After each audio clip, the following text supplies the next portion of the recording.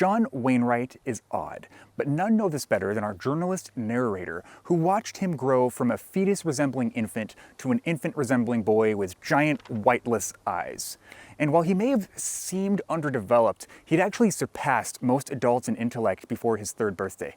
Before even devoting himself to the pursuit of learning to walk, John had definitively mastered numbers using a base 12 decimal system of his own conception. In this way, John goes from subject to subject, mastering each one of them completely, spending maybe a week or 2 on each one. And to avoid being bullied by other kids, John has also become as physically adept as he is mentally. But as he comes to understand more about the adult world, he grows more and more disgusted by Homo sapiens. He sees himself as Homo superior in a world full of half-human monsters. He feels like the only real human on the planet Earth. Because of this, at the age of 10, he decides to start accruing wealth because it is unfortunately the sole means to power in this insane society. And he needs this power. You see, John has already decided what to devote his especially important life to.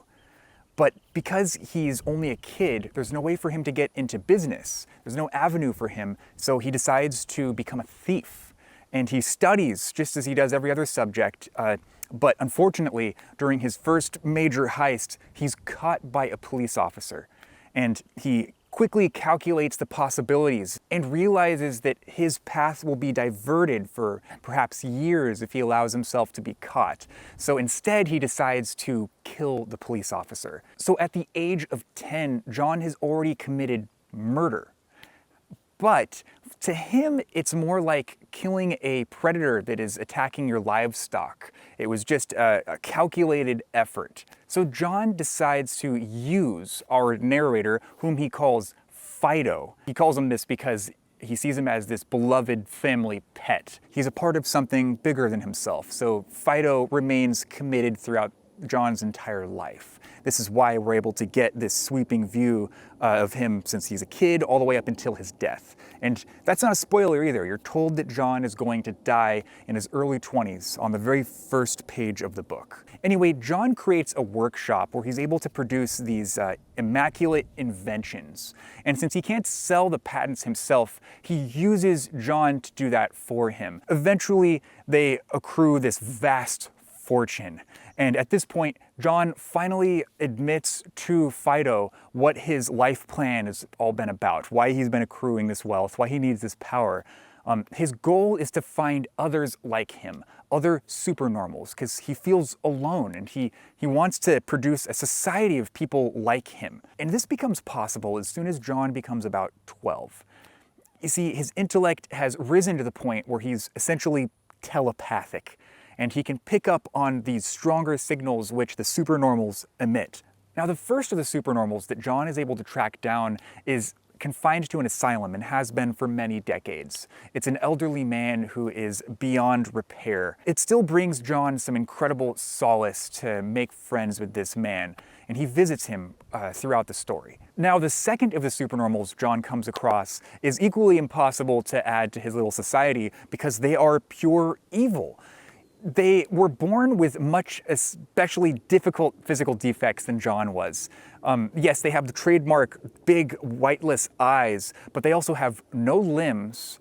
They have an especially large head, and they resemble an infant, and they're in their mid-teens, and they have this deep hatred, not just towards the world, but towards existence, and they've grown to love this hatred. And their telepathic emission actually resembles what John would imagine as hell, or something perhaps worse than hell. And John barely escapes with his life. He has to leave. He's under psychic attack from this being. Through much trial and error, John finally comes across some supernormals which he can make use of, including but not limited to a monk who is able to see through other people's eyes, even though he himself is blind. So he's able to see from many, many perspectives at once, therefore able to grasp the full potential of sight. Olaf Stapledon has some incredible concepts like this, just kind of littered throughout this book.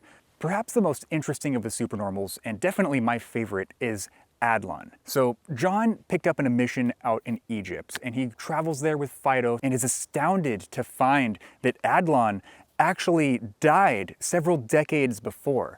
But Adlon had exceeded John to such a significant extent that this guy is able to send his consciousness into the past and finally into the future. And John is the first one he's been able to contact who is in the future. And this is how they're able to establish a dialogue. Now, Adlon has lived a very long time. This is when we realize that John's slow development also correlates to his lifespan. These people can live for centuries and still appear quite young. So Adlon had lived throughout Egypt, Greece, a bunch of other countries in some very high up positions. But John is most astounded at the frugal, quiet, minimalistic life that Adlon landed on eventually.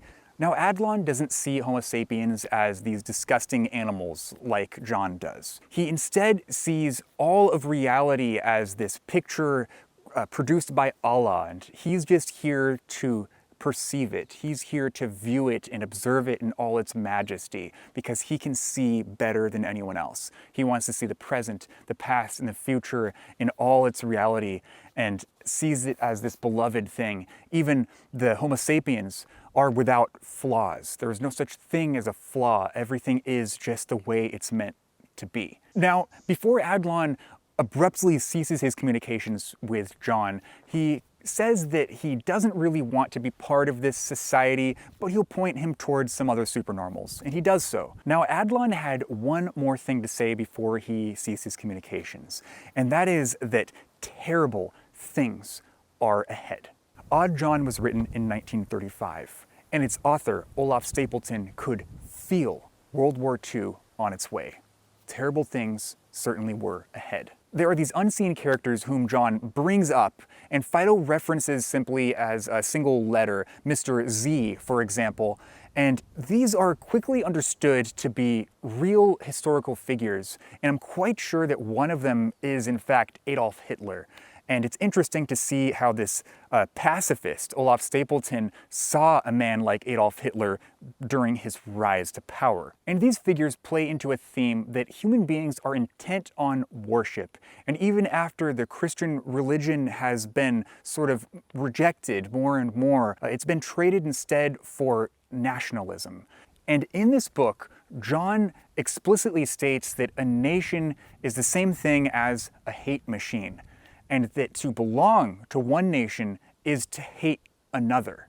This is one of many ways that Stapledon is able to exemplify his pacifistic tendencies. At first, I wondered if Stapledon saw himself as John or as Fido. And more, I was leaning towards John, like this was Stapledon trying to capture his superego and analyze it and critique it. John at one point states that he sees humanity as a spider in a basin that becomes progressively steep as it goes higher. So this spider climbs, and that represents sort of the progression of humanity, and it can get to a certain point, but always it will eventually, inevitably, fall back to the bottom.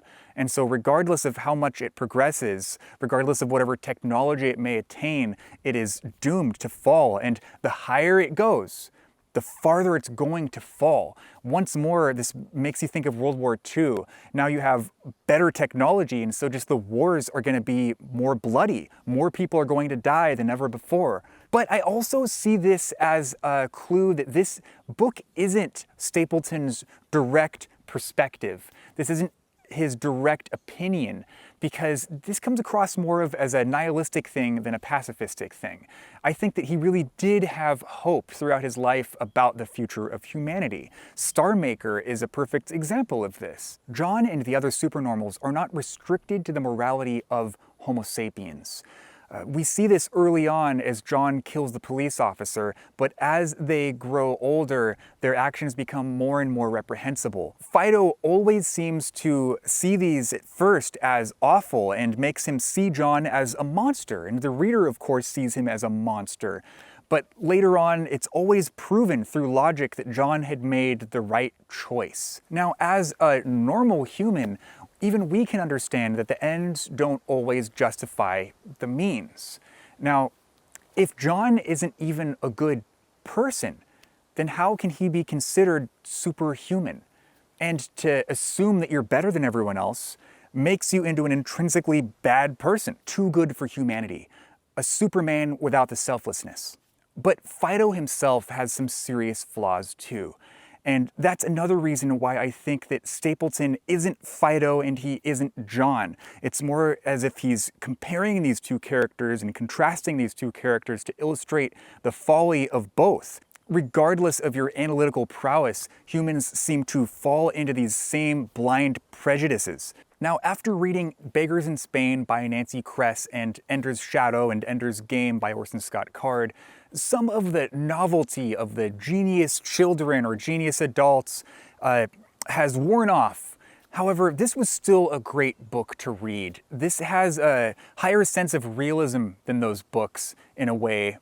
It's more grounded, it's darker, it goes to some seriously odd places that are innately uncomfortable. And while there are some seriously beautiful lines here, one of the things that bugged me about the actual writing itself was the almost omniscient viewpoint, even though this is all journaled from Fido's perspective. Either he's the best journalist ever, or things are just a little too convenient. He's able to describe some scenes that he wasn't there for, utilizing some other people's perspectives after kind of hearing things secondhand. He seems to know a little too much, and I can understand why Stapledon wanted to do this, because he wants us to get John's story from beginning to end. But it just comes across as a little too convenient, and I feel like it sort of impacted the ending of this book a little bit. It was still good. It wasn't anywhere near as egregious as, say, A Fire Upon the Deep's ending, where everything suddenly was going from show, then tell right at the end, which I loved A Fire Upon the Deep. If you saw my video on that, you know how much I loved that book. And while I don't feel like this work was quite on the same level as Star Maker, it's a different beast altogether. It was very much worth reading and gives you some really great analysis on the mindset of that time period, 1935, and Stapledon as a pacifist. And these characters are geniusly written. They're extremely deep. For more on my journey as an author and all things science fiction and fantasy, subscribe to Stellar Reads.